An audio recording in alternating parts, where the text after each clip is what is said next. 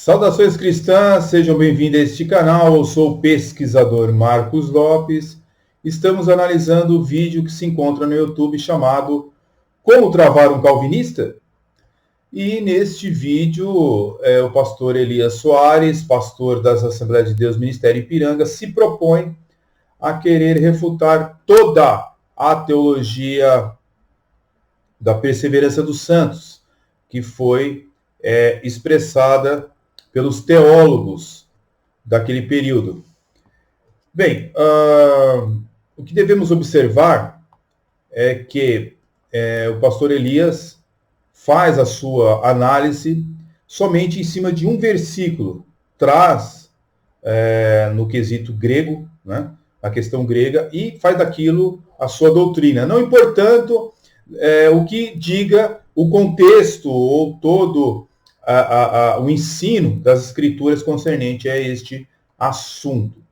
Bem, a Bíblia diz, no Evangelho de João 3:36, eu vou ler aqui para vocês podem acompanhar nas vossas Bíblias, 3:36 diz assim: quem crê no Filho tem a vida eterna.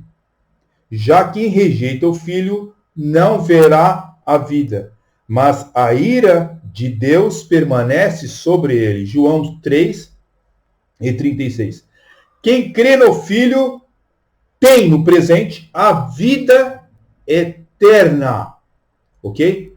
Então, se você crê em Jesus, né, entregando a sua vida para Jesus Cristo, a Bíblia diz que você tem e não terá a vida eterna. Então, como alguém perde o que já tem? Me explica isso. Como é que alguém vai perder o que já tem? Se é no presente que você tem a vida eterna, então como você pode perder essa vida eterna? Como alguém pode perder algo que é eterno? Isso faz a desconstrução de qualquer pessoa que esteja querendo se fundamentar somente em um versículo das Escrituras Sagradas. Bem, quando nós éramos novos na fé protestante ou na fé evangélica, nós aprendemos que dentro da teologia não podemos agir assim, ou seja, as regras da teologia não ensinam isso. As regras da hermenêutica não ensinam isso. Nós não podemos nos focar num versículo e fazer disso uma doutrina.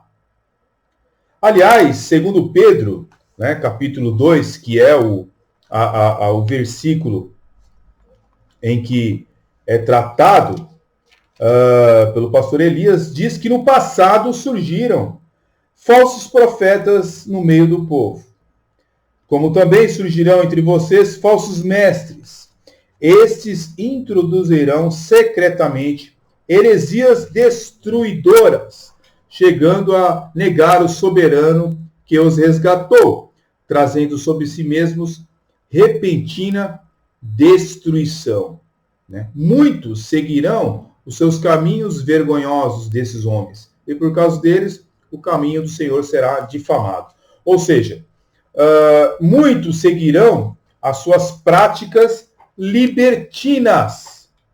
Ora, se as práticas são libertinas, pode existir uma pessoa que teve a sua natureza mudada por Deus, foi dado-lhe a vida eterna, e como é que ele consegue praticar, fazer práticas libertinas? A gente tem que aprender, pessoal, a contextualizar a Bíblia, entender a Bíblia e a sua mensagem. A Bíblia diz lá em 2 Pedro que muitos seguirão seus caminhos. Por acaso essas pessoas foram crentes de verdade alguma vez? Não. Ok? Não, mas ele vai recorrer ao texto grego, que foram resgatados. A gente vai explorar isso daí um pouquinho. Agora, vê, de momento, muitos seguirão as suas práticas. Mas como alguém que tem práticas libertinas pode perder a salvação? Se houve uma metanoia, uma mudança de pensamento nessa pessoa, essas pessoas vão voltar a práticas, ainda mais conduzindo outros à perdição eterna? Ou seja, é uma coisa completamente absurda acreditar que essas pessoas eram de fato cristãs. Se essas pessoas são movidas por avareza, por exemplo, como diz o texto, qual foi a metanoia que eles tiveram na sua mente? Que transformação houve nessas pessoas? Nenhuma. Era uma fé aparente. Faziam parte da igreja visível, assim como muita gente tem na sua igreja, que faz parte da igreja visível. Olhando, parece cristãos, olhando, realmente parece pessoas transformadas, mas fora da igreja são verdadeiros demônios. É isso que a Bíblia está tentando passar a imagem. A mensagem, aliás. O pastor Elias, ele não prestou atenção no contexto imediato e nem no contexto remoto. Ok? Se você falar com uma pessoa mais simples, de um pensamento simplório, você vai perceber que essa pessoa, se você chegar para essa pessoa e mostrar para ela um velho tronco, por exemplo, que esse velho tronco pode se transformar numa obra magnífica de escultura de madeira, qualquer pessoa vai acreditar nisso, não vai? Olha, você pega esse tronco velho, isso vai se transformar numa magnífica escultura de madeira. Qualquer um acredita nisso daí. Da mesma forma, vai observar aquela bela obra, magnífica obra, mas vai saber que aquela bela obra, né, ela não pode novamente se transformar num tronco velho. Isso é evidente, é lógico. Né? Então, em João 3 é um contexto remoto. Né? João 3,36, por exemplo, é um contexto remoto. Nós temos que entender o contexto total da Bíblia. Então, o pastor Elias fica devendo muito quando ele foca em um versículo somente para a sua interpretação. E trabalhar dessa forma é uma exegese insuficiente. É por isso que eu disse que é um primeiro problema apresentado lá no primeiro vídeo, que é um primeiro problema para ele isso daí. Fazer uma exegese desta forma, ainda mais ele, que é uma pessoa, um teólogo, uma pessoa que conhece regras de interpretação bíblica. Nós não podemos incorrer nesse tipo de coisa. Né? Bem, quando a Bíblia diz também em Romanos, eu já li e vou ler novamente, né? Romanos 8, né?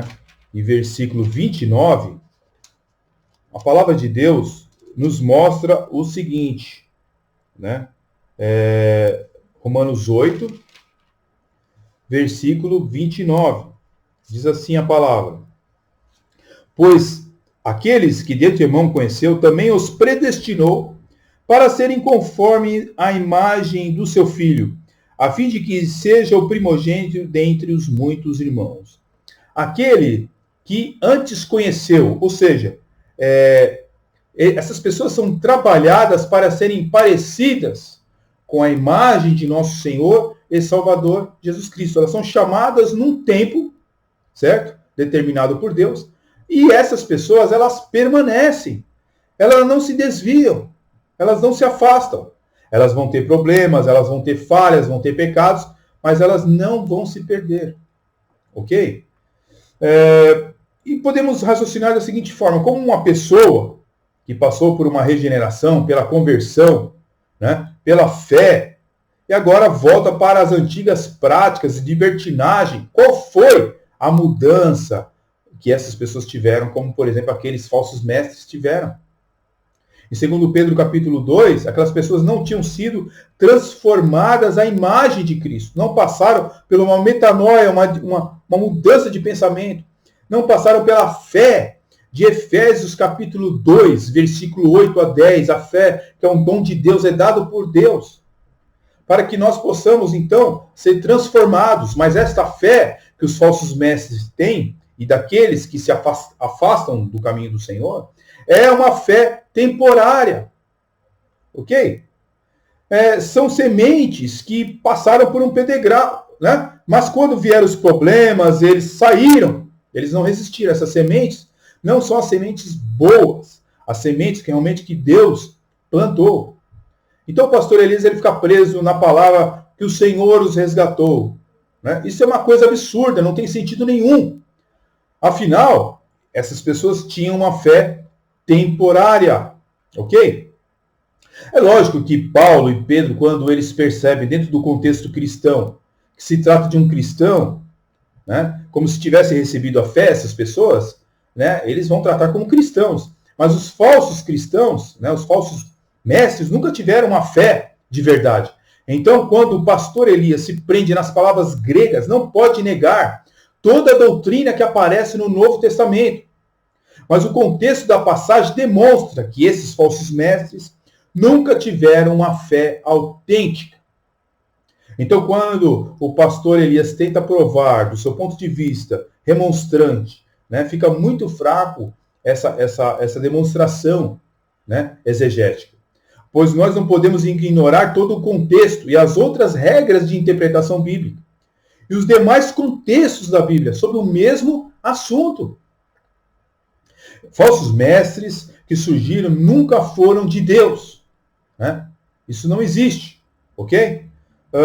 Porque Deus realmente chama a semente boa para que ela venha germinar. Filipenses capítulo 1, né? Filipenses 1, versículo 6, podemos aprender outra verdade, que diz assim: estou convencido de que aquele que começou a boa obra em vocês, vai completá-la até o dia de Cristo Jesus. Percebeu? Você percebeu que Deus, quando ele inicia algo, ele termina este algo? Ele começa a boa obra, certo? Deus, ele não está dizendo assim, agora que você é salvo, fique sabendo que a manutenção da sua salvação é sua. Jamais ele disse isso, ok? O que o pastor Elias Soares traz é tirar o texto do seu contexto macro, né, e esquecer, né, de toda a Bíblia Sagrada, ok? Então, se uma pessoa ela perde a salvação, quem está perdendo, na verdade, é Cristo. Mas você não é propriedade de Cristo, meu querido irmão. Você não é propriedade de Cristo. Mas se cairmos da graça, é Cristo que perde. Não é só você, é Cristo. E este Cristo, ele é fraco em não te sustentar. Afinal de contas, nós não somos dele. Ele não é o nosso Senhor. E se nós nos perdemos, o primeiro a perder, de fato, quem é que perde? É Cristo. Isso é loucura. Isso não tem o menor sentido bíblico. Ok? Isso não tem sentido, uma coisa dessa. Então, se a pessoa é eleita, ela é transformada, né? Depois disso, ela pode negar a Deus? Ela pode optar por isso? Não, ela não pode. Porque a sua mente agora, ela foi transformada, a sua natureza foi regenerada pelo próprio Deus. Não existe apostasia da fé verdadeira. Uma pessoa sendo transformada, sua mente ela é iluminada, e mesmo assim ela vem a se apostatar. Ok? A Bíblia, ela apresenta o contexto de uma pessoa que está no sistema religioso, por exemplo, ou no sistema religioso falso, e ele professa uma fé aparente. Ok? Não é o que lá diz em 1 João, capítulo 2, verso 19? Ele não era um dos nossos. Se eles resolveram se apostatar abandonando Cristo, está a clareza do texto. A sua saída revela que ele, de fato, não era um dos nossos. O apóstolo Paulo ele não está dizendo assim, olha, eles eram salvos, mas decidiram sair e se apostatar. Né? E não são mais salvos. Não é isso que João está dizendo. Né? Eles não eram cristãos autênticos, não tinham uma nova natureza, não nasceram de novo. E é por isso que eles se apostataram. Porque eles nunca, de fato, passaram por uma transformação. Ok? Quem tem uma nova natureza, certo? Ele é transformado. Então, em 2 Pedro, capítulo 2, verso 1, eles estavam no nosso meio. Né? Deus estava vendo eles, mas eles não eram chamados por Deus. Tá? Existe muitos que são chamados, mas poucos são os escolhidos. Então, eles não eram escolhidos. Se Deus está vendo os eleitos, mas depois eles se apostatam, isto é teísmo aberto, não é fé bíblica. Tá? Mesmo Deus os salvando através de sua liberdade, se apostataram, Então isso é teísmo aberto. É muito complicado ensinar isso. Não podemos ignorar os textos paralelos. Parecem ter outros textos na Bíblia também que parecem demonstrar que a pessoa cai de salvação. Mas quando você faz uma exegese do texto, você vai perceber que não é isso. O que nós nunca podemos esquecer na interpretação é os contextos imediatos e os contextos remotos. Vamos respeitar as regras da gramática e da interpretação bíblica. Ok? Se aqueles homens um dia foram eleitos e foram escolhidos por Deus para a salvação, né, em uma posição que escolhe a Deus e chegaram a serem salvos e agora não são mais salvos, isto não afetaria a capacidade de Deus conhecer o futuro? Pense comigo sobre isso. Isso não mexe com a onisciência de Deus? Pois se Deus não sabia que essas pessoas se perderiam, não mexe com a natureza de Deus? Ou Deus está dentro do contexto do teísmo aberto? Eu tenho vários vídeos aqui no canal sobre teísmo aberto. Seria bom você que é cristão, ver o que é teísmo aberto. Se Deus não conhece o futuro, ele escolheu certas pessoas e acabou se perdendo, essas pessoas. Então isso mexe com a sabedoria de Deus. Entendeu? Pois ele salva alguém que não será salvo. Alguém que vai se perder. Por isso a interpretação do pastor Elias não se sustenta por uma interpretação básica da Bíblia, pois é um pensamento solto e desnorteado que não tem sentido algum à luz do texto e do contexto. Ok? Apostasia da fé verdadeira não existe. Tá?